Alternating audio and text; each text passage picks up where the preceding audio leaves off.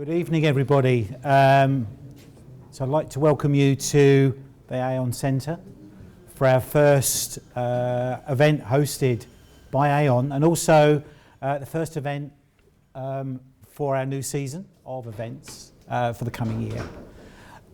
So I'm Paul White. Some of you may know me. I'm part of the events team for the ISACA London chapter. So I want to welcome you here to Aon, and also to, I expect, I know it's going to be a really interesting evening, because I know one speaker very well, the other speaker fairly well, and I know they're going to deliver a really interesting evening for you. Just before we get to the meat of the evening, what I'd like to do is, as we normally do, just really to give a few headlines of things that are coming. As I mentioned, this is the first event of our series for the coming year. So we kick off this evening. So we have two speakers this evening. So Richard Astell, three speakers, but two presentations. So we have Richard Astell, and then David Maloney and Shannon Fort. And Richard will be speaking on, as it says there, behavioural science of security awareness. No. Okay, I'll leave that closer to when I'll let Richard introduce his topic. And then on the second presentation around cyber risk and insurance. In terms of other events coming up, so you may know that we partner quite closely with the BCS.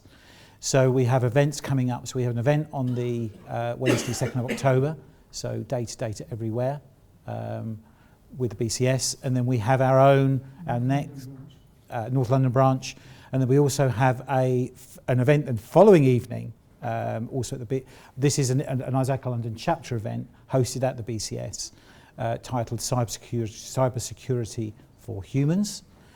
So two events very close together. They're moving on through the calendar. Something that we did want to socialise with you, which is, and it's an initiative which we're calling a community day. It's actually an ISACA global initiative, whereby what we're looking for is members of the London chapter, if they can spare some time for a day that's taking place on the 5th of October, to get involved in some projects that we're trying to organise as a chapter. So there's a link there, ISACA Community Day, if you are interested in participating in that. Further out, so we've got, again, further events. We have on Wednesday, 9th of October, the Digital Transformation Expo Europe, DTX Europe, quite a mouthful. So that's at the Excel London, Digital Transformation Expo Europe. I'll let you read the blurb there. The next actual BCS North London branch event is on the 9th of October, so blockchain, cryptocurrency and you. It's always a topic of interest, I think. So that's on the 9th of October. And then moving on. So our next, our November ISACA London chapter event, Cybersecurity and Threat Intelligence. So we have Professor Claudio Cilli, is that how you pronounce his surname, Daniel? From the University of Rome, who's coming to speak to us on that topic. And then Thursday, 21st of November, BCS North London branch event, social media, managing your security. So, as we said, we've got a programme. We have a tentative topic for the December event that needs to be finalised, and we're in the process of planning for our January. Is this one there? Our January event through to June. Just a reminder that we do video these sessions. They are available on through our website. The details are there. So just briefly to introduce Richard. So Richard Astell. Short bio from Richard. I think I've got the right version this time. So worked in IT since leaving the university. Got into IT during the dot-com boom during the late 90s. Focus on information security and cyber risk management. It's been at Aon for 14 years. Now leads security service delivery for EMEA as part of the global security services function. Over 30 years experience managing information technology within financial services, with 18 years experience working in information security, IT compliance, audit and risk management. So I'd like to introduce Richard Astell. Over to you, Richard. Good evening, everyone. It's a pleasure to see you and a pleasure to talk to you this evening. Slightly surprised that I won't be necessarily talking about user awareness tonight, but if you want me to talk about user awareness, I'll try. I'm just trying to get the presentation to go. Paul, can you just get me into full screen mode? I can't find the mouse. So while Paul does that, I just wanted to talk to you about really something that I was doing this weekend. So I was at a family event this weekend with my parents, who are pretty elderly, and my brother, who is older than I am. And after a few glasses, we got into talking about the good old days, and the phrase "back in the day," sort of sprung up many times during the conversation. And when I was thinking about this afternoon, and I was thinking that back in the day actually sort of resonates quite nicely with cyber risk, because as to the introduction, I've been working in technology for about 30 years, just over 30 years, and when I started for a retail bank that used to have a data center not very far away from here, and you went into that data center. There was really strong physical security. There was fences everywhere. There was cameras everywhere. There was very big guards. You have to have passes to get in. And all the data was on a series of very big mainframes. It was all very defined. We used to log onto that mainframe through 3270 terminals, very green screen. It was all really well locked down. And some of you may remember those days.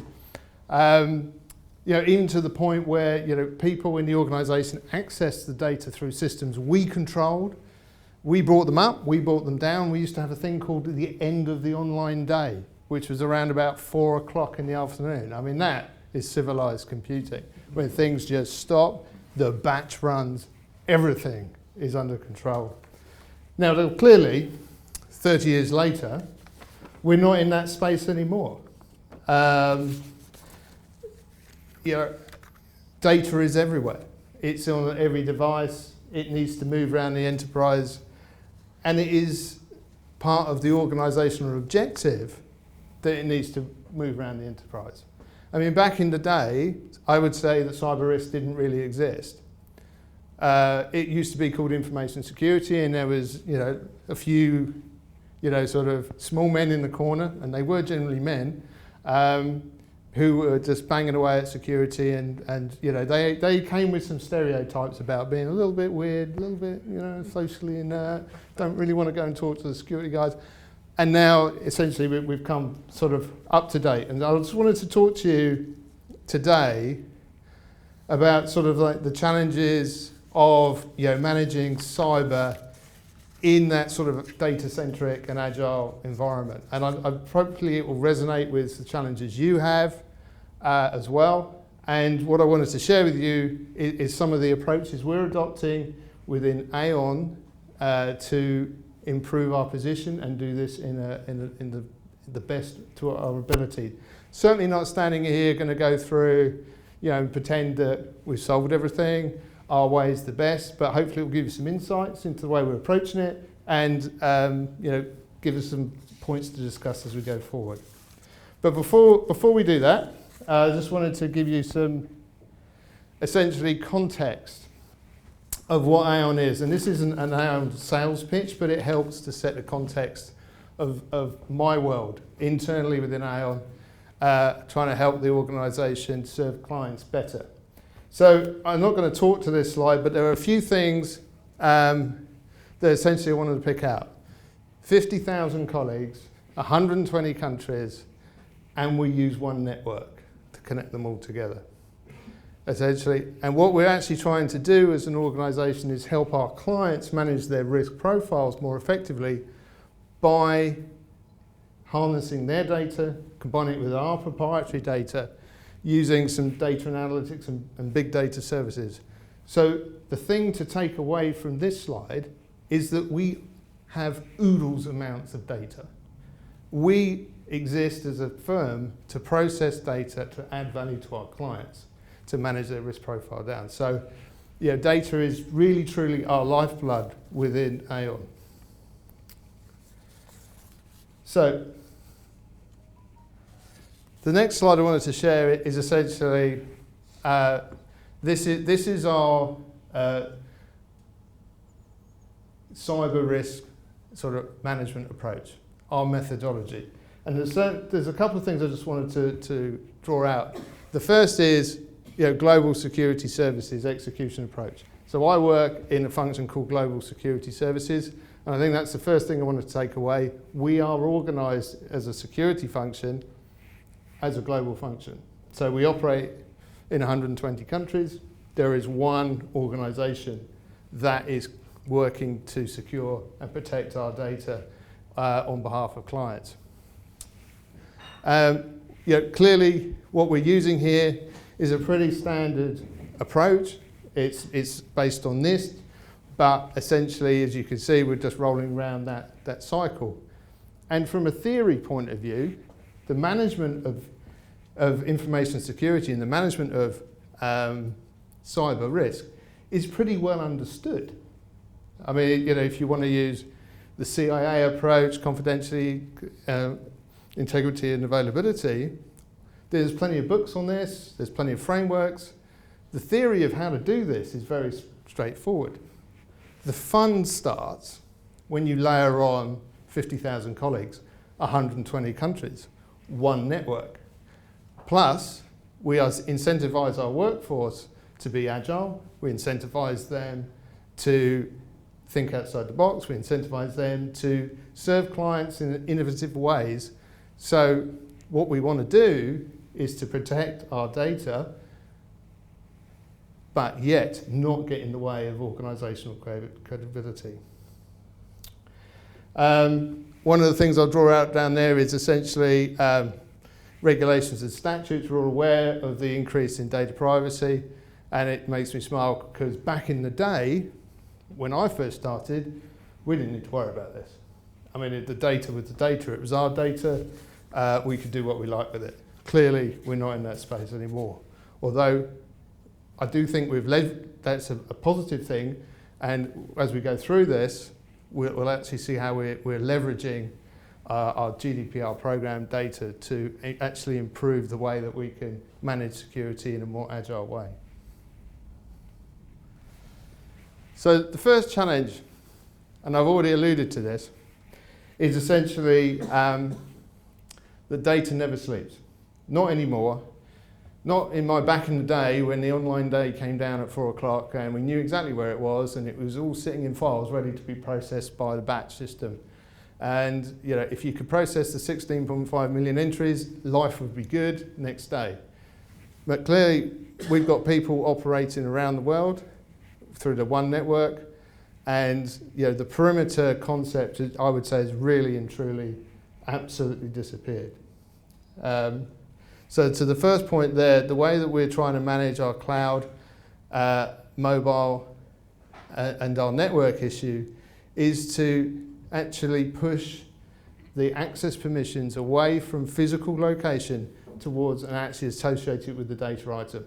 Whether it's rights management or whatever phrase you want to associate with it, that's the way we see the way forward, because to understand and protect our data, what we're now moving towards and what we need to achieve, especially we're not there yet, is to understand what the norms of access are to the data.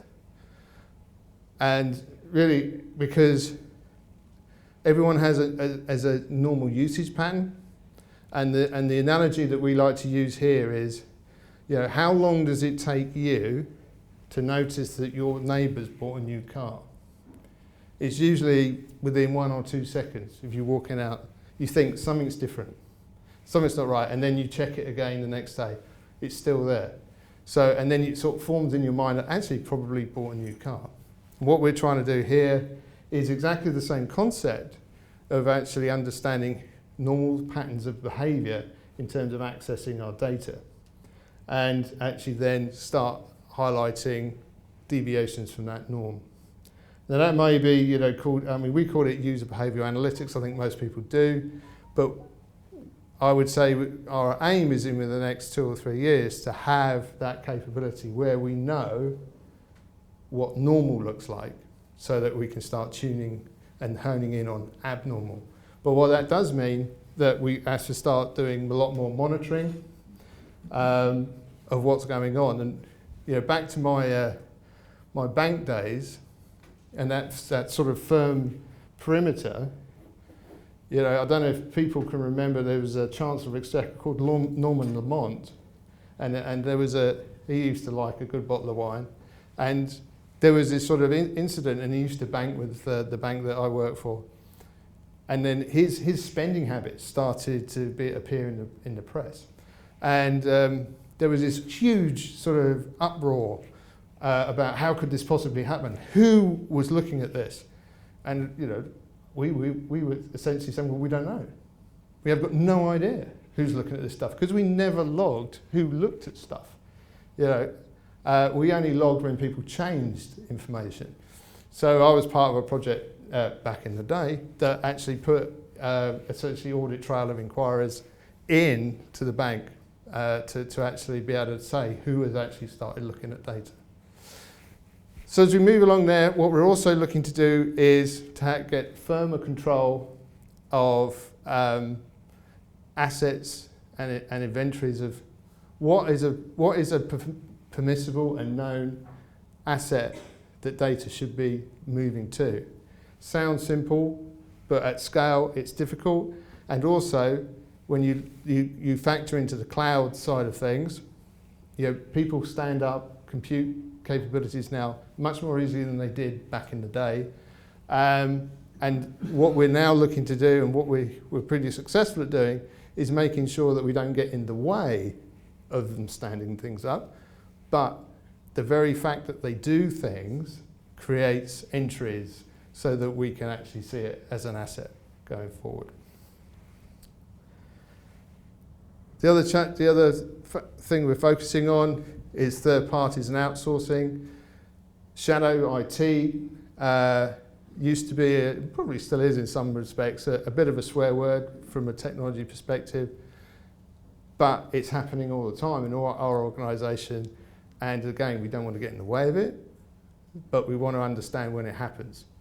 And we also need to make sure that our contracting is in place, and that our oversight and governance of third parties is in place, so we know that they're doing the right thing. So we work very closely with our strategic partners, strategic sourcing group, to put those in place.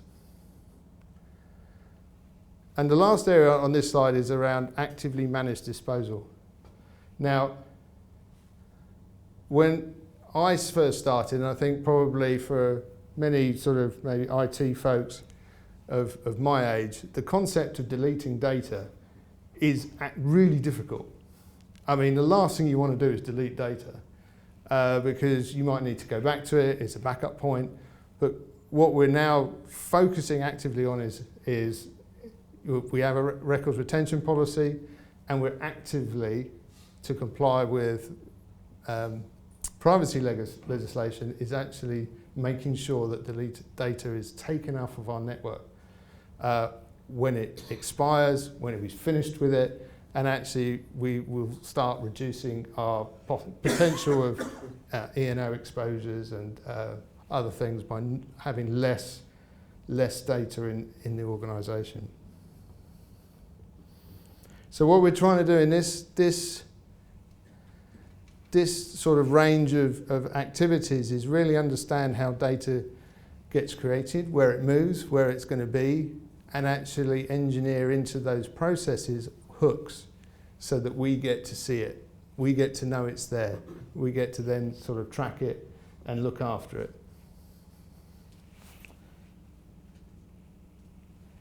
Okay. So the second challenge we're looking at is essentially what we call delivering trust at scale. And the first point I wanted to talk about was around the need for standardization. So across our organisation of 120 countries, there's quite a lot of different companies that form the Aon Group. They come with some different ways of doing things. What we've been doing over the last 3 years is actually driving a large program to standardise on approaches to technology builds, access provision, the way things are monitored, the way things are people sign on, authentication processes. So really, not only do we get better consistent controls by doing that, we also then give ourselves the opportunity to automate. And automation is the key, I think, for us to effectively get to a point where we can be certain that we have a consistent control framework across the organisation. So we also then want to build on that by use of some robotic technology. So we have a robotics capability within the firm that we want to start to experiment, to start looking at our logs, to maybe potentially augment our security event monitoring systems, to actually increase the throughput and efficiency of us looking for deviations from the norm, which is what I talked about before, about how we're going to try and get more responsive to how we're seeing things that we think don't look right and need to be investigated, and actually have our human security people more effectively targeted at looking at the events that look strange. We also, coming on there, want to make sure our controls are embedded in processes from the beginning. So we call it security by design. It's essentially, we want to make sure that the risk of things not being set up in a secure way is removed. So as an example of this, when we provision servers, they're provisioned in an automated way. The security configuration is embedded in the build scripts, and therefore we know that the security is in those servers. And when we go to cloud providers, certainly the bigger ones, AWS, Azure, will actually take our security configurations and put them in. So again, if you then couple security by design with standardization, then you get to a much greater opportunity of knowing that no one can go in and change the configuration, because not only have you designed it right, you've got the automation, but you've also got privileged account management such that people can't get the accounts to change it unless they go through the proper change process. The next thing we're working on is risk appetite and governance. So really, for me, the days of zero tolerance are over. So when I was, back in the day when I first started to get more involved in security, which is around the .com things, when you went and talked to business leaders and other people, there was like, we don't want any of that. We have zero appetite for any security loss or security breach or anything. We want you just to fix it and come back and tell me when you fixed it. And I think we've now moved on. I think with the help of some regulators and some general increased awareness, people understand that the cyber risk appetite needs to be built in to your enterprise risk management framework. How much risk do you want to be exposed to from a cyber perspective? How much money do you want to spend on the controls? Because clearly there's a spectrum. You can spend not very much, and you're probably quite exposed to, up to sort of military nation-state type spending. Probably equally inappropriate for an organisation like us. But so the answer is somewhere in between those two. And what we're looking to do, and what we are doing, is essentially embedding our cyber exposure to our enterprise risk framework across the whole firm, which actually looks at, I think, essentially 5 different components at different levels. And so therefore we position cyber risk against other forms of risk to the firm, which enables a more informed and balanced discussion. I mean, clearly there, you need to have effective relationships with business leaders. I mean, you can't be the security man back in the day, working RACF or ACF2. You need to be able to stand up and have a conversation with the business leaders in P&L terms and actually position cyber risk in those terms. And then the last area on this slide that we're working on is essentially to make our insurance regime as efficient as possible. No one likes doing assurance. There has been up till now little business value from assurance, and I would say up till now, because what we're seeing from our client perspective and our RFP requests is a lot more clients are asking us to show them our assurance. So therefore, there is value in it. But so essentially what we're doing is we're looking to make our assurance regime as efficient as possible and actually get that designed in as well. So when we design a control, that it actually starts producing its own assurance as a product of that design. We don't want to try and put the process in or come along after the fact and then say, oh, look, how are we going to assure this? How are we going to sort of prove that this control is working? That's just overhead. It's essentially hugely inefficient, and I think that's where we were, and I think we're moving to a much better place. We're not there yet, but that's essentially where we are heading towards. All right, I'm just going to finish with the last challenge that we're working on, and this is sort of tough for me. I think is given my sort of maybe sort of 30 plus years, and back to that zero tolerance approach. There has been there's sort of the world has changed when it comes to sort of incidents and recovery. The way you recover now is the benchmark of how good you are, I think there's a general recognition that at some point, at some time, organisations are going to have an incident. And that in itself is not an issue. What's the sort of gold standard is how well you respond to it.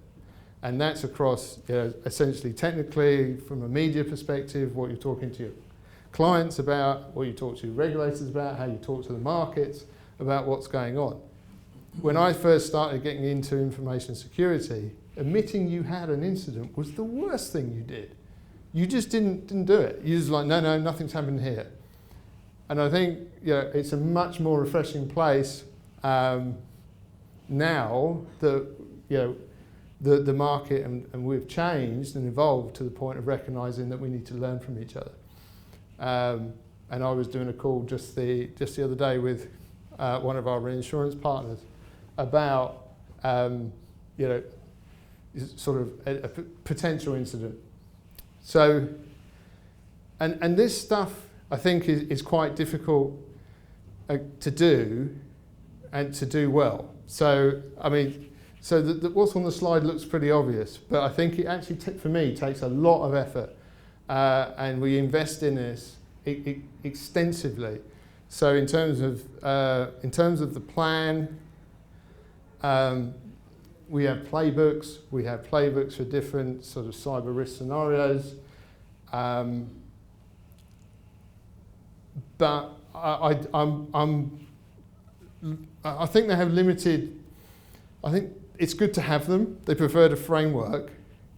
But I think in terms of what's the real sort of differentiator on how to respond well to an incident, you have to have people on the incident who are experienced enough that they can sort of adapt and change to what's ever happening, because no two incidents are really the same.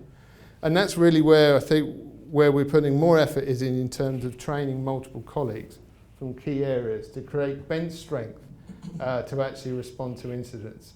And we do practice, and that is a photo of a practice session we did with essentially the comms people, the legal people, the data privacy, the technical stream, as well as sort of the media and the investor relations folks as well.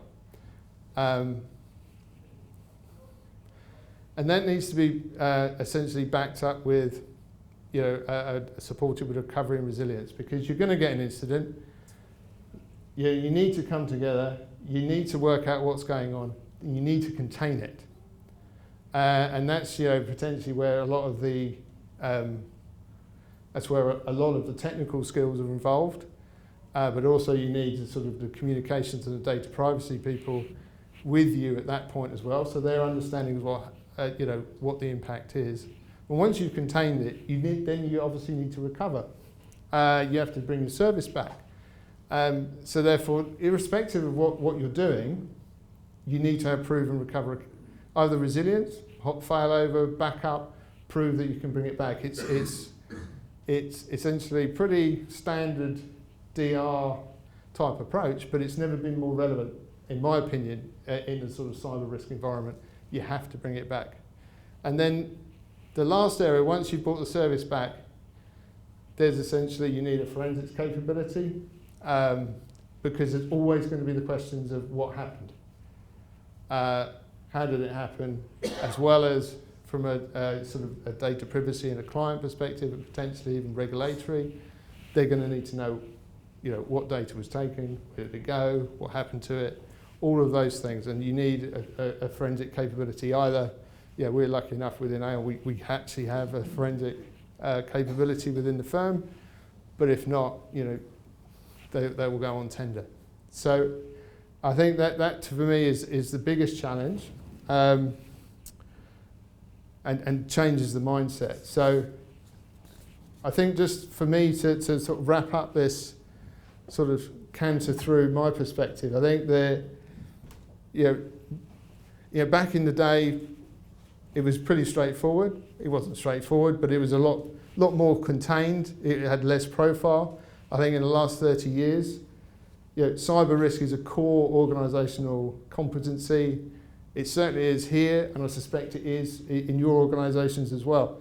The amount of data we're processing, the velocity it moves around the organisation, and coupled with increased client, public, and regulatory expectations about how it's kept private and how it's managed, means that you really, for us, have to adopt a large-scale approach to automate process, design it in, and really operate security as a business within itself, within the firm. With that, I'd like to thank you. I don't know if we're doing questions or whether we'll do questions at the end. Thank you. Do some questions now. Okay. Thank you for that. So the way that we do it, excellent question. So the way that we do it, whilst we are one global function, we have people round on a regional basis. So I have people in Asia, Latin America, North America, and elsewhere in EMEA that they're part of our functions. So there's no conflict in reporting lines. We also, so therefore, what they're looking to deploy is as a standard approach. We also obviously translate things into local languages, and we'll work that way. And also, it's made a little bit more straightforward because of the way that we operate mirrors the sort of organisational reporting lines as well. So it sort of reduces the friction, if there is any there.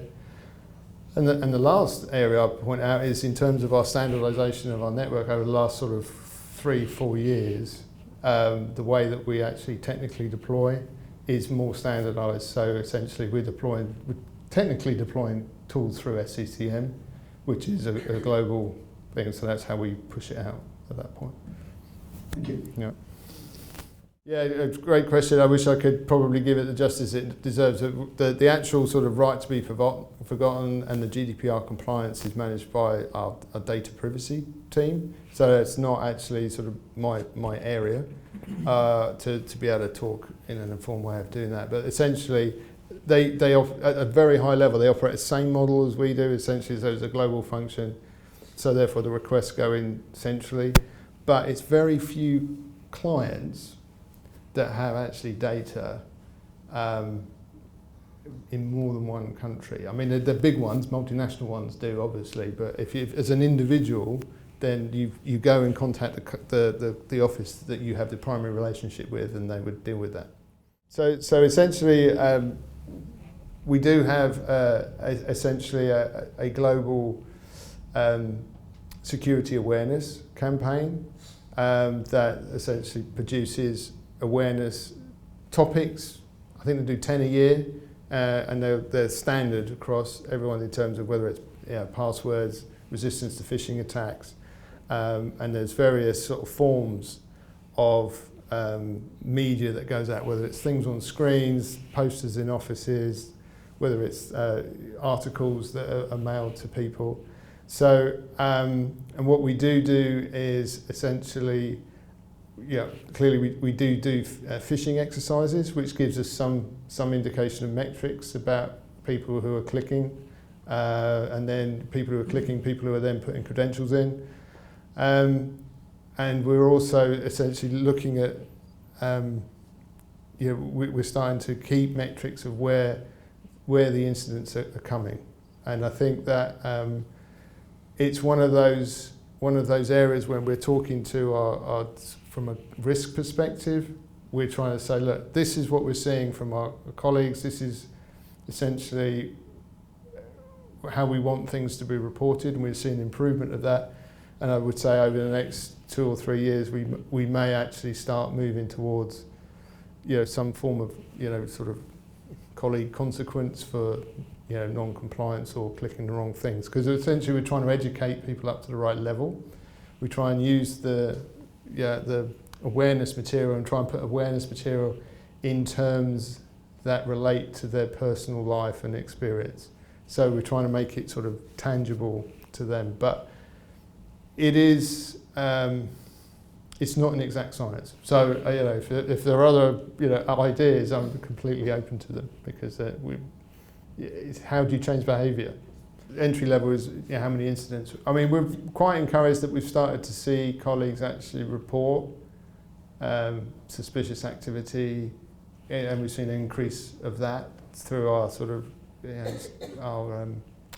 sort of reporting line as well. So we'd like to see. I mean, it's just trying to get that sort of collaboration approach and a collegiate approach with the colleagues to actually get to the point of where actually, if we're going to materially move some information security and risk posture, we all need to be in it together to do that.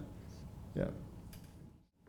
What we do in terms of insider threat, I think that there's not one thing. We have a multi-level approach. I think that's what you have to do with insider threat in terms of, so for example, we make sure from an identity access management, they're appropriately authorised to access what they need to be authorised. We make sure that there's periodic review of that access. In terms of understanding the assets on the network, so that's where it comes to asset management, to make sure we understand what should be on the network, and if things start appearing on the network that we don't understand, then they start getting flagged, and we go and have a look and start understand what's going on there. I think in terms of other sort of controls, we operate essentially, certainly within this building and the majority of our firms, everyone has a laptop, and everyone is expected to take that laptop home. And so on-site security, if people leave laptops, they'll be removed. So we don't, the opportunity for keyloggers is quite slim at that point. Well, I mean, absolutely. I will share how we do it in terms of a high level in our sort of risk thresholds. So essentially what we do is cyber risk is part of our enterprise risk framework. So we actually for a few years we actually had cyber as a causal effect to other risks. So things that we're worried about is in terms of loss of data. For example, one of the reasons you can lose data is by you having a cyber incident. So we would just have that in there. But we've now moved into a point where we want to maybe draw out cyber as its own risk. And essentially what we do is we would quantify the impact of a cyber event in terms of 3 ways, which is loss of data, denial of service, and essentially those are probably the main ones we're looking at right now. And we would then take the worst case scenario, and then we would then push that against we have a 5x5 matrix of sort of consequences of that for the organisation at different levels of financial materiality, and then we would then sort of put it in there, and we take essentially a gross and net approach. So we essentially have some risk guys in the organisation that says, well, the gross risk is this, the control framework and how effective we think it is gives us the net risk that then actually puts it into that sort of in terms of what we could then manage from a risk perspective. That's it in a nutshell. I think it's a good question. So our use of cloud, we put essentially a security framework in place of how we want the cloud vendor to operate. We essentially get that into the contract. We also have sort of governance regime and assurance regime to sort of measure the cloud performance in that respect. And also we're quite controlled about what gets put into the cloud in terms of we generally are very reluctant to put data into the cloud right now. We'll put sort of presentation layer, web services, that type of stuff into the cloud. But it's essentially, I think the sort of the flexibility in the operational economics of cloud is something that most organisations can't ignore. So we are looking to, and we do use cloud services, but we're taking what I would call baby steps into that.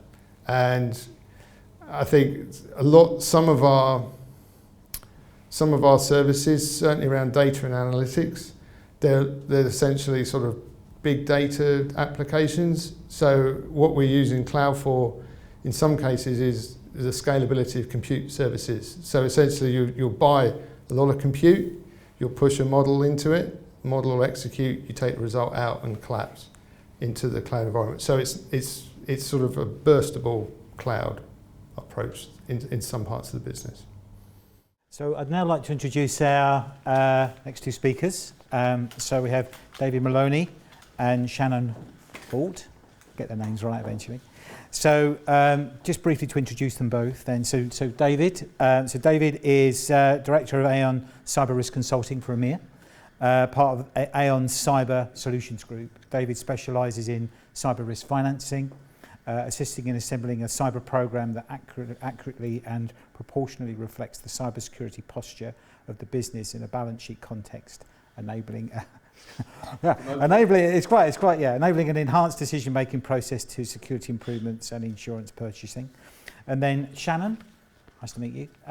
So just Shannon's bio is much more extensive than David's, but just really briefly. So Shannon is a cyber co-team leader, cyber product development leader. Background, from the US, I believe, yeah. In her travels, she broadly travelled far and wide, including Japan. So areas of strength and focus for Shannon, exposure analysis, customized program development, cyber insurance training, brokerage negotiation, and placement of professional liability and cyber risks. Okay, so I think that's enough from me. These are the guys you want to hear from. So I think the main aim from our perspective tonight is to make sense of what we're trying to do in the insurance world, to make it relevant to the security community, to the IT community, And I suppose in some respects what we want to do is kind of make sense of it all. And part of that is on one side, and in the non-technical stakeholder side of the organization, where there's little knowledge of really what exposure means, of what posture means, of what the cyber risk profile is. And then on the other side, I think the prevailing train of thought that we see is that while posture is easy to understand, the balance sheet aspect of it isn't. And I suppose back to kind of what Richard was saying, it kind of reflects what we're doing from a commercial standpoint and what we're doing internally as well. My own specialism is around quantifying that cyber risk. So I suppose back to your question, I'll give you a bit of detail around what we were saying from a scenario perspective. But in effect, I lead a team of, let's say, multiple capabilities. So some technical individuals, we've got some ERM individuals, my background's financing. And then, ultimately what we're trying to do is to be able to quantify that risk so that we can appropriately and proportionately place an insurance policy or overlay some financial metrics onto a cyber risk register so can we start to prioritize security investment going forward. Just a little bit about who we are and what we do. About 3 years ago, October 2016, Aon took a bit of a material shift in terms of how it looked at cyber from a commercial standpoint. We didn't believe that insurance was an appropriate standalone product. If it didn't complement what was already happening from a security perspective, then it probably didn't fit with the organization at all. And we wanted to look at things a little bit more holistically, so we acquired a firm called Strauss Friedberg. Some of you may have heard of Strauss, but in effect, Strauss have been one of the lead forensic investigators globally, and have been the lead forensic investigator into 90% of the largest cyber incidents we've seen. So that brought with it a certain level of capability and data that we wanted to bring into the process. By also acquiring Strauss, we acquired a firm called Gotham Digital Science. Gotham, very specialist testing firm. So where we ended up being was that we had Gotham on the proactive side, we had Strauss Friedberg on the reactive side, and we had Aon that just kind of somewhat complemented both sitting in the middle. And that's how we wanted it to be. And again, I kind of said it at the start, but it comes back to the point we wanted to start to build trust in terms of what we were doing from an insurance context into the security community. Again, making sure that there was a natural complement to what we were doing, there was a natural benefit to the enterprise. Because ultimately, I didn't want to have a question posed to me in 2 years' time where somebody says to me, why would I spend $1 million on insurance if I could spend $1 million investing in my control environment? And I suppose, again, back to my point, we want this to be a complementary process. I want it to have value.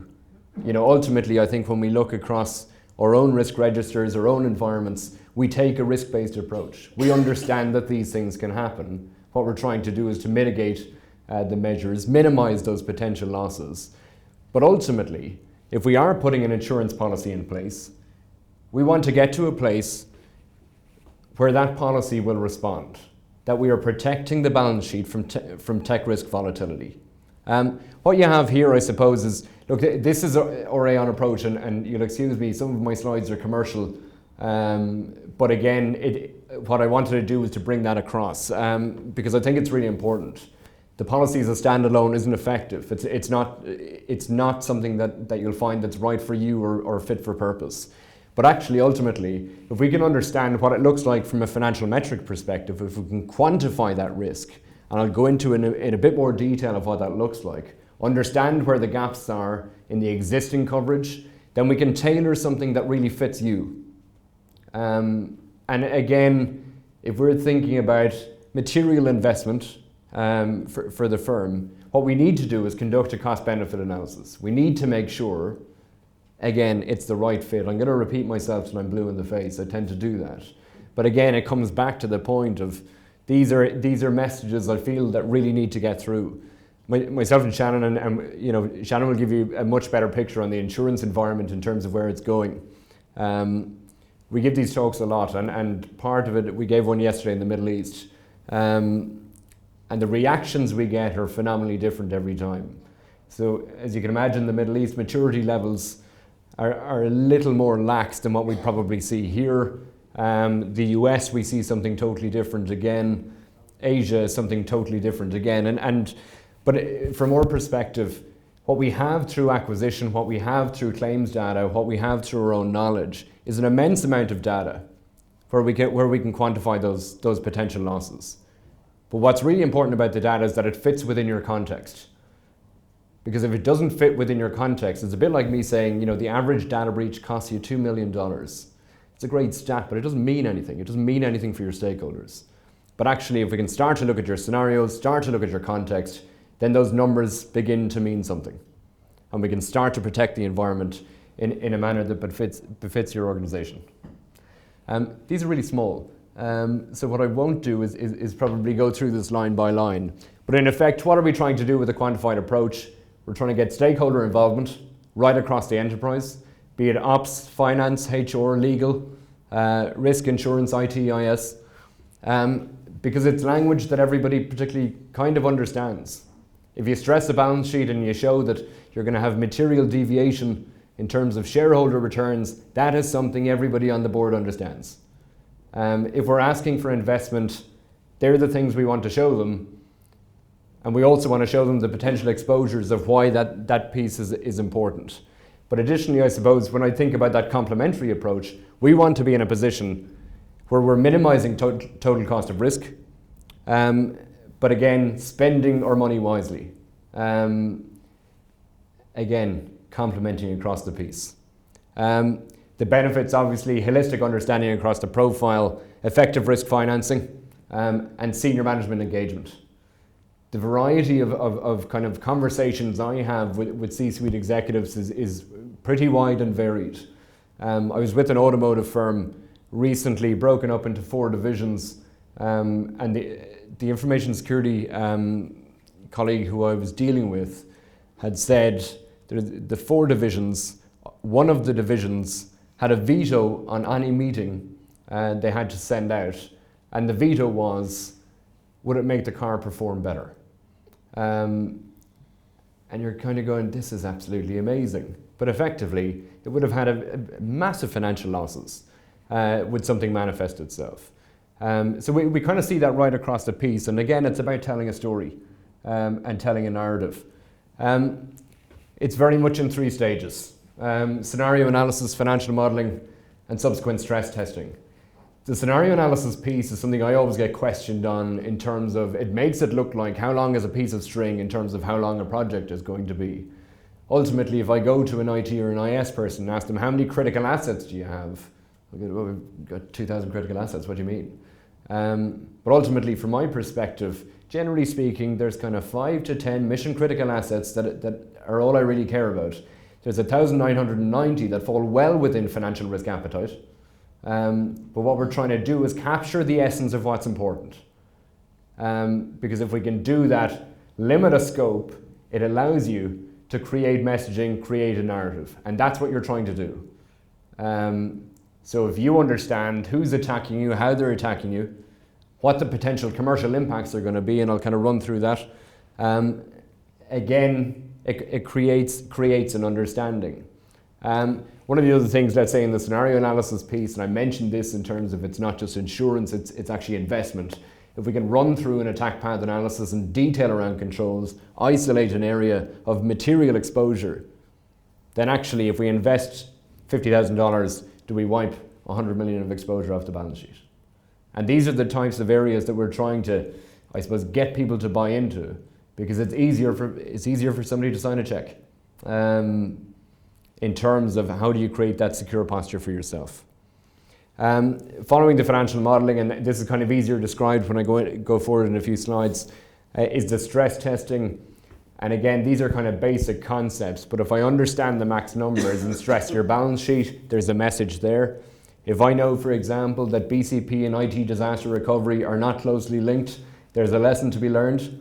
And we've, I've seen the losses to prove it.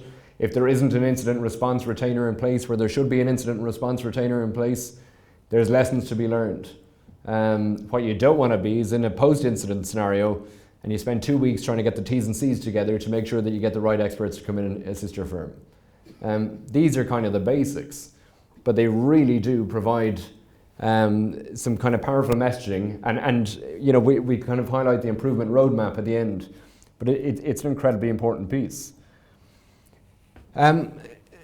So the analysis, and look, you're all much more technical than I am.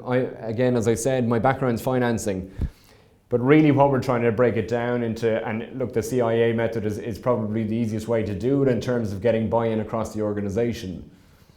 But if I run through a scenario just in terms of, oftentimes I get asked around employee databases is a really good example. So this firm I work with, a services firm, high employee attrition rate, but again, everything is kept in the same repository, and it's just a case of, guys, you're keeping 17 million records in the same repository. What does that mean? If there's a material exposure in that repository, and we talk through the losses, and you know, it's a case of, do we provide credit monitoring services for 12 months at an average cost of £12 per month for X millions numbers of people? Do we have to replace their credit cards at an average cost of $11.06 per liability for each card? How many cards do you carry in your wallet? Do we think about it from a legal expenses perspective, a liability perspective, a regulatory perspective? You know, I think if you take the BA breach as a good example, the last we heard was that the fine, or the intent to fine, is £183 million. That is the last element of the cost. The costs are ongoing. And these are the things that we need to create a narrative on. We do not understand the minutiae to the right degree that we should, in terms of what are the costs that we are actually being impacted by going forward. Again, I think just in terms of actors and triggers with which they're mechanized, you know, our conversations yesterday in the Middle East was a good example, very much nation state aware. I can't remember what the time period was, but I'm pretty sure it was over a month, but one of the organizations we spoke to yesterday was attacked, was it 6 months? Over 6 months, was it 64 million times? No, right, 1 month. 1 month, 64 million times. Totally different environment, but again, these are the things that they're trying to take care of. From a threat vector perspective as well, if we think about misuse as a good example, over 50% of the claims that we see in the insurance marketplace are caused by insider risk, malicious or non-malicious.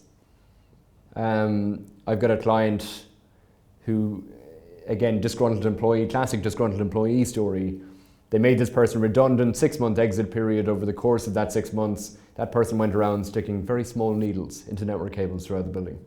And what they found was that, so kind of one of the more sadistic examples, but again, it's a good one. But what they found was that basically the system started going down after about 3 months. They couldn't really figure it out. It took them another month to figure out what had actually happened. It took them 6 months to fix it. Kind of incredible stuff. For this is a huge organization, but it had a really material effect. The other aspect, and you'll see this all the time, but we're seeing it especially with regard to third parties, interfacing with different systems, and all sorts of manners. But I have a food and beverage client who, I'm trying to, how can I describe them without giving them away?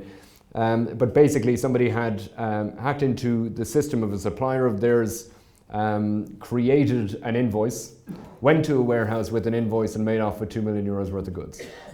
So again, we're kind of talking right the way through, and part of that is something that is insurable. Part of it just isn't.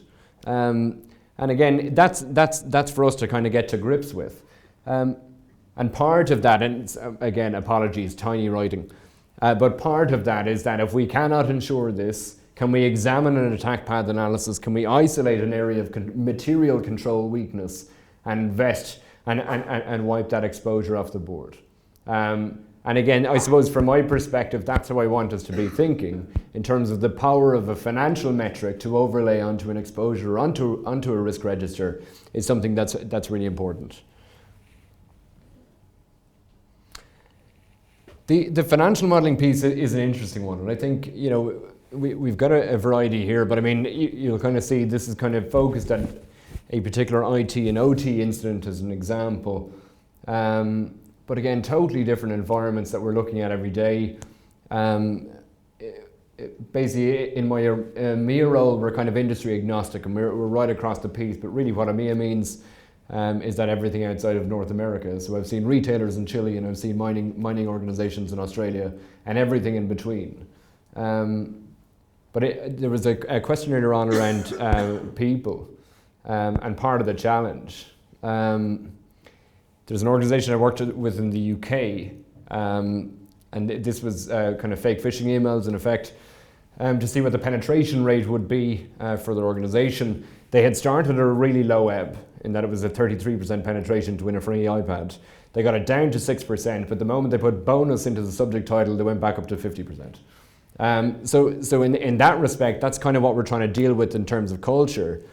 But how could an incident manifest itself, and actually what do the costs look like? Again, from an incident response cost perspective, do we actually have a PR firm on retainer? If we have a call center, is that call center going to adequately be able to deal with notification incidents? 40% of breach parties will tend to use a call center at an average cost of 40p. Is that something that we can adequately address? It probably isn't.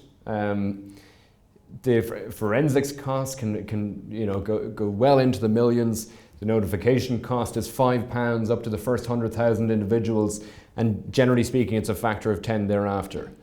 The increased cost of working, something that's often forgotten, but if you have a team of people who are working round the clock for a week, again, the material costs build up. Loss of revenue, and we think about this just in terms of, and if I bring it into the insurance world, straight line business interruption, just in terms of what money aren't we making that we should have been making. But in addition, there's a real reputational factor here as well, that needs to be considered within the picture in terms of what does, if we're a B2C business and we have a natural attrition rate of 5%, but we'll tend to lose 5, pick up 5, if we have a natural attrition rate of an additional 5, what does that actually mean for us? The same with defence costs, regulatory fines and liability costs. And we think actually if we can build a picture around how strong do we think we are, how strong is that messaging throughout the organisation, how progressive is our attitude towards solving the risk or mitigating the risk, then you'd have to think that your regulatory fine will be dealt with in a manner appropriate for the risk itself. Again, if we're all accepting you can do all the things in the world, but you might still be affected, you have to think a regulator will take a softened approach to that. This is just a kind of sample example of what this looks like. But I think just in terms of impact, and when we share this with kind of senior stakeholders, again, it's one of these things that if you understand the loss construction, understand the minutiae of the loss itself, and present it in this manner, you tend to get somebody's attention. And then I think part of the aspect, sorry, if you want to take another photo there, please go ahead. But part of this aspect here is in terms of, here's the loss construction. Let's start to run that through. What you have on the right-hand side here is a gap insurance analysis. Actually, where is the exposure? Where is the cover? And what do we need to put in place to fill those gaps? And Shannon, this is where I'll hand over to you for your own expertise. Thanks, David. So we feel that this approach is incredibly important to not only understanding the risk that companies face, but also to crafting out the appropriate cover or risk transfer process for each company. Because cyber is such a new and burgeoning coverage or insurance line, it's particularly important that it is adjusted and it is made appropriate for each client, because each client's risk is slightly different, and so that will mean the coverage components that are important for one client may not be as important for another client, or we need to develop or craft new components of cover for each client. And so the risk analysis, the impact analysis that David and his team go through is incredibly useful in crafting out the most appropriate cover and also helping us to determine the limits that can be purchased or should be purchased for each client.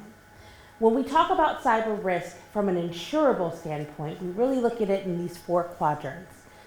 Traditional cyber policies have always covered the financial loss, first and third party financial loss, quite well. When we talk about these quadrants, we talk about financial and tangible loss in first and third party. The simplest way to think of this is first party means that the costs that you, the company, or the insured are incurring following a cyber incident. So those are those immediate costs to mitigate the impact of the incident, to try and respond to the issues, to remediate the issues. And then the third party would be those liability costs. So those are going to be the cost of what we would generally refer to as defense costs and damages. That's going to be essentially to hire an attorney to help you through the process and for any claims that are brought against you by third parties who have been impacted because of that cyber event. Whether that cyber event is, and when we talk cyber event, typically for a cyber policy or for insurance, we're talking about two things. We're talking either about the loss, theft, or disclosure of confidential consumer information, so generally what the GDPR defines as a personal data record, or we're talking about the interaction of two network systems, at least two network systems, and what happens when that interaction goes very, very wrong. There's a virus, there's malware on a system that gets transferred to another system, there's a denial of service attack. These are the foundations of cyber policies as they currently exist. And the costs that can emanate from those two components create this tangible or financial loss. So the financial loss is essentially what happens when you have to spend money or when you cause a third party to have to spend money. The tangible loss is a new element of cyber risk that is being incorporated into more policies, and not just cyber policies, but cyber policies are starting to pick up this risk. This risk is really designed around the concept of technology meeting the physical environment and what happens when those two things don't work so well together. This would be where a cyber event could lead to property damage, or it could lead to bodily injury. And again, this is both first and third party costs. We've seen more examples over the past couple of years of cyber incidents that can cause physical damage.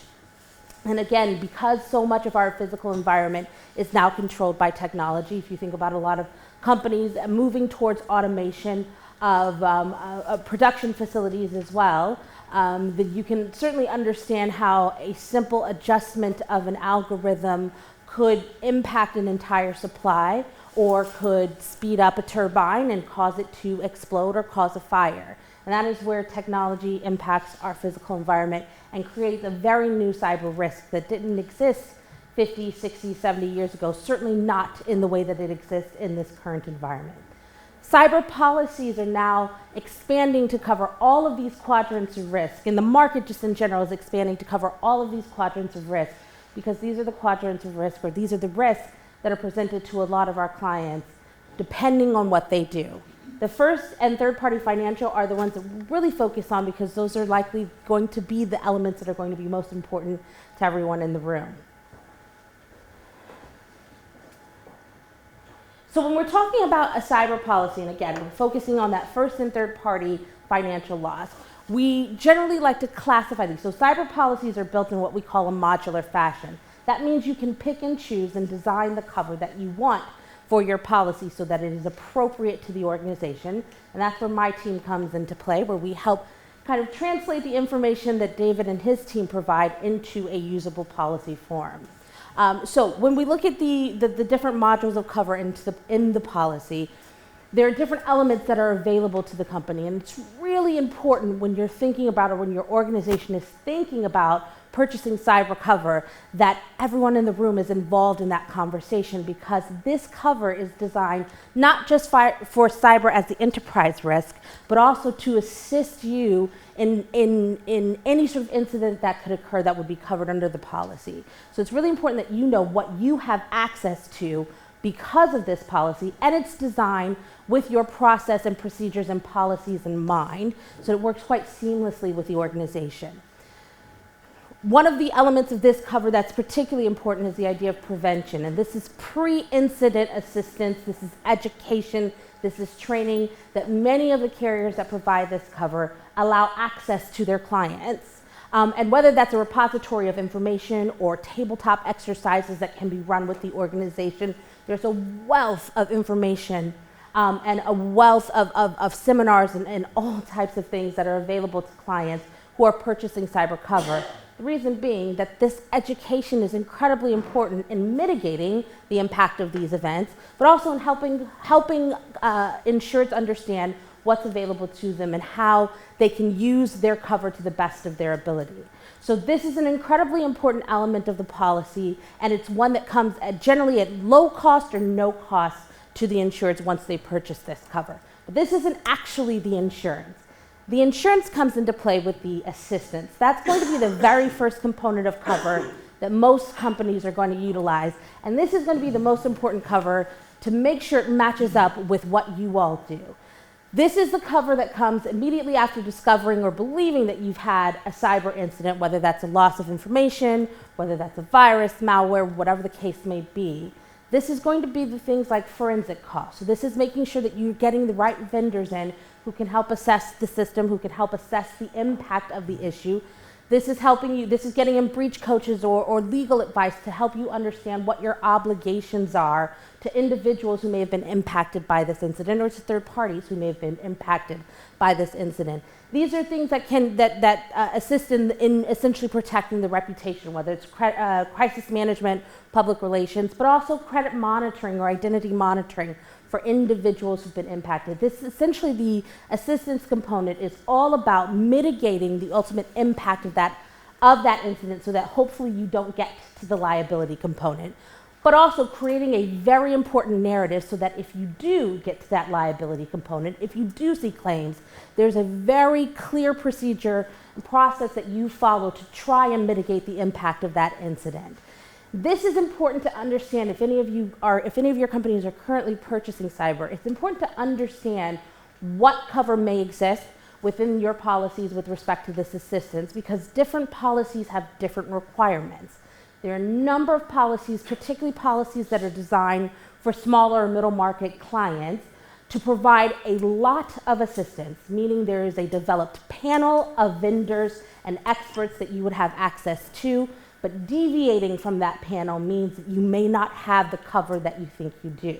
So it's really important to understand and to match up what's going on with the assistance component of your cyber policies to the policies that you have within your organization, to the vendors that you would typically utilize in the organization, and understanding how you have to involve the carrier in that process, whether it's immediately, whether you have time, so that you're getting the best benefit from this policy possible. The idea being that if this policy can respond to an incident, it means that you're not diverting funds from your budgets to fix a problem that has occurred.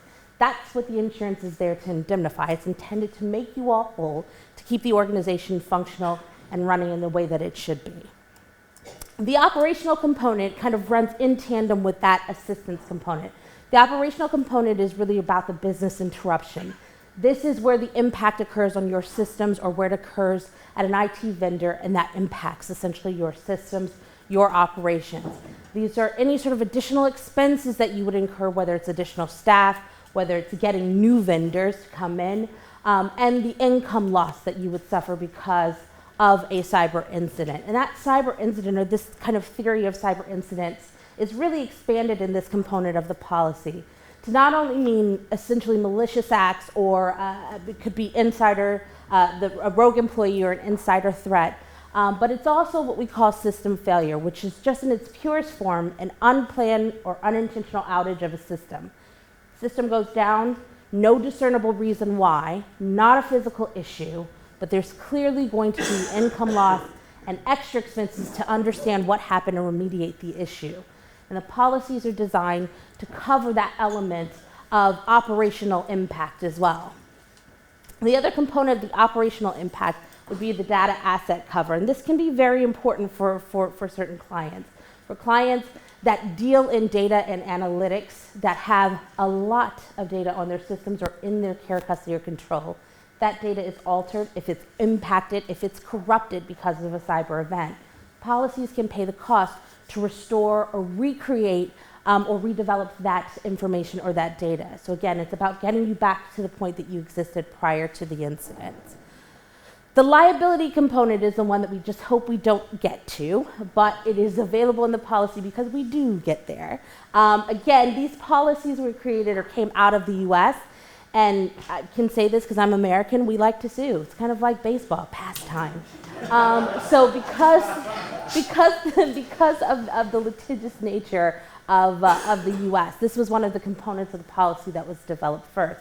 And really what this is about is just if there's a claim brought against you because of that cyber incident, policy is intended to respond with defense costs and damages. The other component to this legal liability would be the regulatory component. And this is going to be regulatory investigations, proceedings, fines and penalties where they're insurable, or consumer redress funds following an incident, privacy events. Essentially the loss, theft, disclosure, unauthorized access to a personal data record or personal data records. The policy will provide defense costs for that investigation or that proceeding, but it will also provide the cost for the fines and penalties, again, where they are insurable by law, the fines and penalties under the policy, or fines and penalties that are assessed by regulators across the world. And so this component can be particularly important, especially given the current regulatory environment that we're living in. One other component that kind of fits within the operations and assistance is a cyber extortion. Quite what it sounds like. If there's a threat against the system, a threat against the information that you're holding on the system, ransomware tends to be the most used concept of this cyber extortion. Policies will pay for the forensic cost to determine whether or not the forensic cost, to determine whether or not the threat is real, and to stop the threat if possible, if not, to pay the ransom, again, where it is legally allowed. But the whole concept of the policies is, again, to be designed to really try and incorporate all of the components of cyber risk, particularly from a financial perspective, both first and third party, but should be addressed, or should be managed and developed in a way that supports the way that your business operates and the policies and procedures you have. I'd start with reputational first, and it's kind of an interesting one, but I think long-term studies have shown basically if you have a material incident, you will see a reputational impact on your revenue of between 0.8 to 1.2%. And there's pretty good credence in that. There's another good paper I would ask you to read, which is by a lady called Deborah Preddy from a firm called Pentland Analytics. And what it's done is measured share performance post-incident by winners and losers over the last 20 years. There is a very, very defined winning column if you were prepared pre-loss. It is, it's too consistent to be spurious. So it's definitely worth a look. And the first question was around expanding technologies. I think part of what I was trying to get at in our presentation with the step one, especially around scenario analysis, is actually one, what's your context? And if you're trying to understand what an exposure is, again, it comes back to where are you going, not now, but where are you going in 5 years, where are you going in 10 years? We'll take energy firms as a very good example. Home units as an example. One of the majors here in the UK plans to have everybody digitally connected by the end of 2022. It's ambitious, but I mean, it's huge levels of exposure beyond where they would have been previously. But it's a calculated risk, and I think that's how they're operating. The idea of insurance is to cover fortuitous events. There's an understanding that you can't predict everything that happens, and so what carriers are then looking at, or what the policies are really designed around, is how do we get you back functional as quickly as possible? If you understand the risk going in, if you've undertaken the process of really exploring the risk within the organization and looking at the mitigating factors that you have within the organization, insurance is there to cover the unknown and cover the rest. I wouldn't necessarily say so, which is kind of surprising. I always find it incredibly surprising, actually. And generally speaking, where we're involved, and predominantly, to be honest, it's driving an insurance purchase. It's a governance issue. An internal auditor has asked a question, have they ticked a box? And we've got kind of a solution that is fit for purpose for them. And a lot of it is driving that. And we've seen a hockey stick effect in the last 18 months, really, in terms of people looking for our services. But there isn't necessarily a correlation between high-tech businesses and conducting assessments around, especially around our modules. I think if you take one of the majors as an example, it's not really money they're worried about. It's probably more an aggregation risk, if that makes sense. Even if it's a basic portfolio scan, just in terms of what the infrastructure looks like, you can tend to learn a lot. One of the things I can't understand by doing something like that. And look, it's a pretty invasive process, and you can't expect that everybody's going to let you into their network. But what you're really trying to get to is actually, especially with multinationals, and I kind of go, it might just be a basic question like, what's the volume and aggregation of your customer records? And somebody go, well, we've got 25 million customers and we lose 7 million year on year. And then they tot them up and they'd say, well, we've got a risk retention period of kind of 7 years.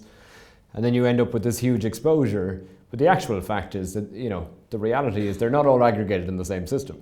And even just having a view and oversight in terms of what max exposure looks like, depending on where in the infrastructure they are, where somebody could get into the system, how accessible they are, it actually tells you quite a lot. But without doing a massive change management program and I'm not really in for 12 months, if that makes sense. So we're trying not to map it in that way. We're trying to find a solution that kind of enables further decision making, if that makes sense.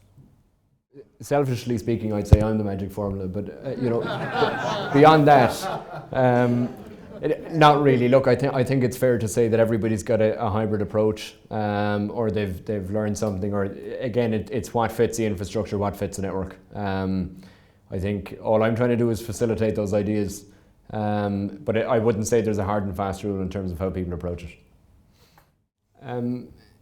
So predominantly, let's say with what I was speaking about, it tends to be a service for a first-time buyer. Who may not have had an incident but doesn't understand what they're doing. What they're trying to avoid is somebody putting their finger in the air and saying, let's buy $1 million of insurance, and then 2 years' time they have $25 million of loss. Now, in terms of the house is burning down, what do we do? Shannon. I would say that oftentimes we see a mix of both on the just the purchasing of insurance side. A lot of what we see now are clients who have essentially the board has come in and said, do we have this cover? Why not? And generally because they've seen something in the news that is quite scary, or they've seen a huge fine or numbers associated with a breach. And so someone has come in and said, we need to be purchasing this. But that leads to the finger in the air and let's just purchase something so that we have it. So we tend to see a lot of people who are just nervous and want to make sure that they have something. But we also see clients who have had incidents who did not have the cover, and we can certainly then show them what could have been covered under the policy, and so they get it for the next time.